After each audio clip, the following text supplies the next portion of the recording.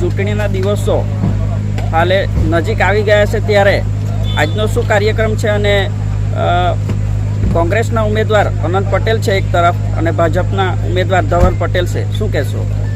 આજરોજ આ વલસાડ ડાંગ લોકસભા અને ગુજરાતના ચૂંટણીના અંતિમ ચરણમાં આજે વલસાડ ડાંગ લોકસભા મત વિસ્તારમાં આવતા છરવાડા જિલ્લા પંચાયત અને લવાસા જિલ્લા પંચાયતની બાઇક રેલીનું જે આયોજન કરવામાં આવ્યું છે એ આજે કોપરલીથી નીકળશે અને છેલ્લે તમામ બંને જિલ્લા પંચાયત વિસ્તારમાંથી ગામડામાંથી પસાર થઈને છેલ્લે કવાલમાં પૂર્ણાહુતિ છે.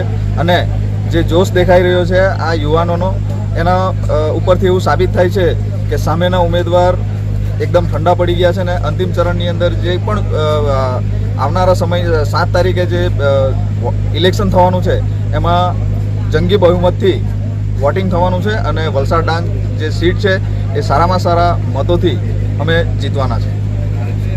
મોદીજીએ કહ્યું છે 400 પાર, એ વિષયમાં શું કહેશો? 100% 400 પાર થશે.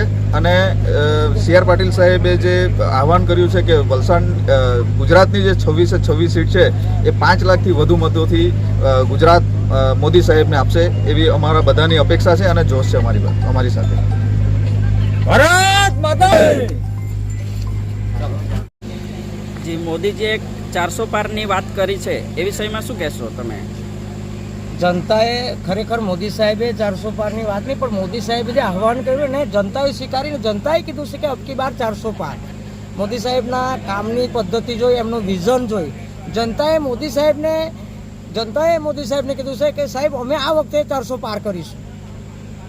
ભાજપની કાર્યપ્રણાલી એવી સદ્ધર છે, સામેથી જનતા જનાર્દનના આશીર્વાદ છે કે આ વખતે જનતાએ સાહેબને વચન આપ્યું છે કે અબકી બાર 400 પાર.